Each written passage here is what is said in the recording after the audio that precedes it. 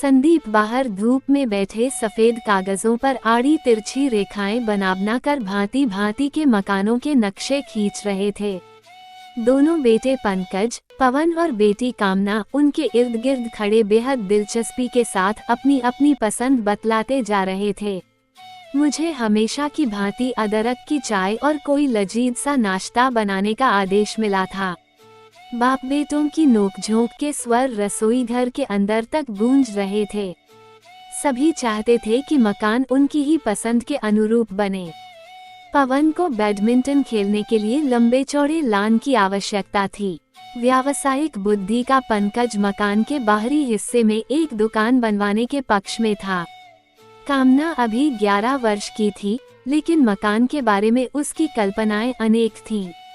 वह अपनी धनाढ्य परिवारों की सहेलियों की भांति 2-3 मंजिल की आलीशान कोठी की इच्छुक थी, जिसके सभी कमरों में टेलीफोन और रंगीन टेलीविजन की सुविधाएं हो, कार खड़ी करने के लिए गैराज हो। संदीप ठठाकर हंस पड़े। 400 गज जमीन में 5 सितारा होटल की गुंजाइश कहाँ है हमारे पास? मकान बनवाने के लिए लाखों रुपए कहाँ हैं? फिर तो बन गया मकान। पिताजी, पहले आप रुपए पैदा कीजिए। कामना का मुंह फूल उठा था। तू क्यों रूठ कर अपना भेजा खराब करती है? मकान में तो हमें ही रहना है। तेरा क्या है, विवाह के बाद पराए घर जा बैठेगी? पंकज और पवन कामना को चिढ़ाने लगे थे। बच्चों के वार्तालाप का लुत्फ उठाते हुए मैंने मेज पर गरम चाय, पकौड़े, पापड़ सजा दिए और संदीप से बोली, इस प्रकार तो तुम्हारा मकान कई वर्षों में भी नहीं बन पाएगा। किसी इंजीनियर की सहायता क्यों नहीं ले लेते? वो तुम सब की पसंद के अनुसार नक्शा बना देगा। संदीप को मेरा सुझाव पसंद आया।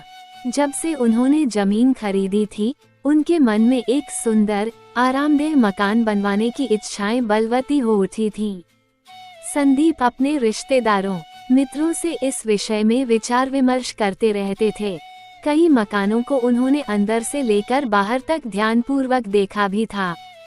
कई बार फुर्सत के क्षणों में बैठकर कागजों पर भांति भांति के नक्शे बनाए बिगाड़े थे, परंतु मन को कोई रूपरेखा संतुष्ट नहीं कर पा रही थी। कभी आंगन छोटा लगता तो कभी बैठक के लिए जगह कम पड़ने लगती। परिवार के सभी सदस्यों के लिए पृथक पृथक स्नानघर और कमरे तो आवश्यक थे ही, एक कमरा अतिथियों के लिए भी जरूरी था। क्या मालूम भविष्य में कभी कार खरीदने की हैसियत बन जाए, इसलिए गैराज बनवाना भी आवश्यक था। कुछ ही दिनों बाद संदीप किसी अच्छे इंजीनियर की तलाश में जुट गए। एकांत क्षणों में मैं भी मकान के बारे में सोचने लगती थी। एक बड़ा, आधुनिक सुविधाओं से पूर्ण रसोई घर बनवाने की कल्पनाएं मेरे मन में उभरती रहती थीं। अपने मकान में गमलों में सजाने के लिए कई प्रकार के पेड़ पौधों के नाम मैंने लिखकर रख दिए थे। एक दिन संदीप ने घर आकर बतलाया कि उन्होंने एक भवन निर्माण कंपनी की मालकिन से अपने मकान के बारे में बात कर ली है। अब नक्शा बनवाने से लेकर मकान बनवाने तक की पूरी जिम्मेदारी उन्हीं की होगी। सबने राहत की सांस ली। मकान बनवाने के लिए संदीप के पास कुल 1.5 लाख की जमा पूंजी थी। घर के खर्चों में कटौती कर के वर्षों में जाकर इतना रुपया जमा हो पाया था। संदीप एक दिन मुझे भवन निर्माण कंपनी की मालकिन विनीता से मिलवाने ले गए। मैं कुछ ही क्षणों में विनीता के मृदु स्वभाव, खूबसूरती और आतिथ्य से कुछ ऐसी प्रभावित हुई कि हम दोनों के बीच अदृश्य सा आत्मीयता का सूत्र बंध गया। हम उन्हें अपने घर आने का औपचारिक निमंत्रण देकर चले आए। मुझे कतई उम्मीद नहीं थी कि वो हमारे घर आकर हमारा आतिथ्य स्वीकार करेगी, लेकिन एक शाम आकस्मिक रूप से उनकी चमचमाती विदेशी कार हमारे घर के सामने आकर रुक गई। मैं संकोच से भर उठी कि कहाँ बैठाऊं इन्हें, कैसे सत्कार करूं। विनीता शायद मेरे मन की हीन भावना भांप गई। मुस्कुरा कर स्वतः ही एक कुर्सी पर बैठ गई। रेखा जी, क्या एक गिलास पानी मिलेगा? मैं निद्रा से जागी, लपक कर रसोई घर से पानी ले आई। फिर चाय की चुस्कियों के साथ वार्तालाप का लंबा सिलसिला चल निकला। इस बीच बच्चे कॉलेज से आ गए थे, वे भी हमारी बातचीत में शामिल हो गए। फिर विनीता ये कहकर चली गई, मैंने आपकी पसंद को ध्यान में रखकर मकान के कुछ नक्शे बनवाए हैं, कल मेरे दफ्तर में आकर देख लीजिएगा। विनीत के जाने के बाद मेरे मन में अनेक अनसुलझे प्रश्न डोलते रह गए थे कि उसका परिवार कैसा है, पति कहाँ है और क्या करते हैं, इनके संपन्न होने का रहस्य ऐसा लगता है कि मैं विनीता को जानती हूँ। उनका चेहरा मुझे परिचित जान पड़ता, लेकिन बहुत याद करने पर भी कोई ऐसी स्मृति जागृत नहीं हो पाती थी। कभी मैं सोचने लगती कि शायद अधिक आत्मीयता हो जाने की वजह से ऐसा लगता होगा। अगले दिन शाम को मैं और संदीप दोनों उनके दफ्तर में नक्शा देखने गए।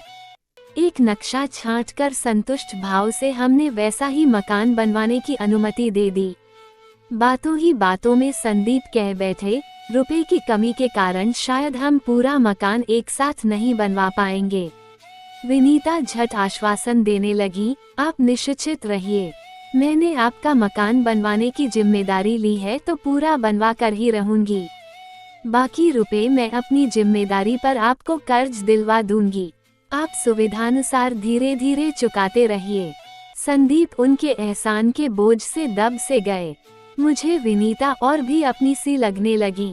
नक्शा पास हो जाने के पश्चात मकान का निर्माण कार्य शुरू हो गया।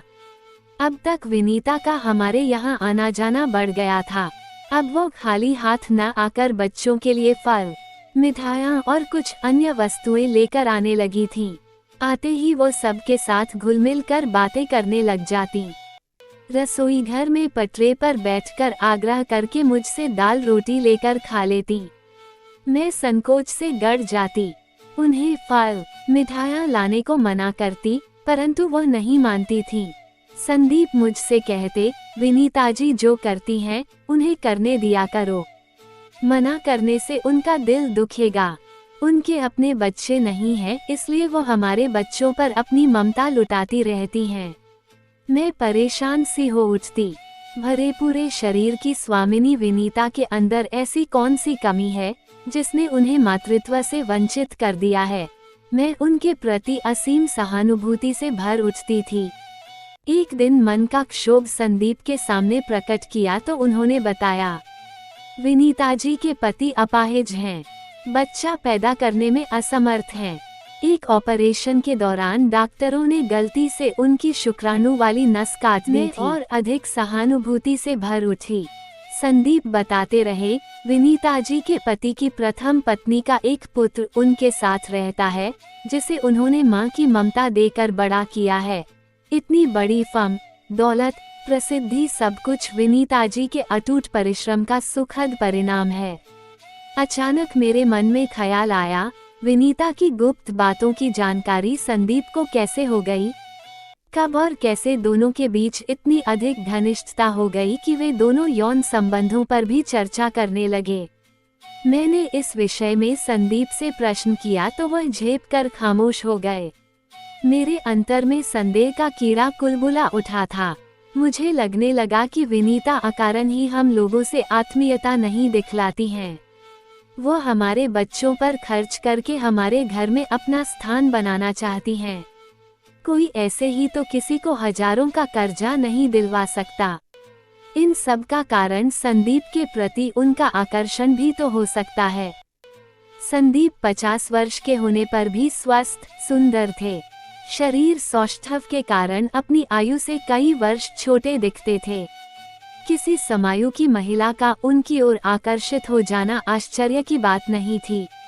मैं सोचने लगी, विनीता जैसी सुंदर महिला एक अपाहिज आदमी के साथ संतुष्ट रह भी कैसे सकती है?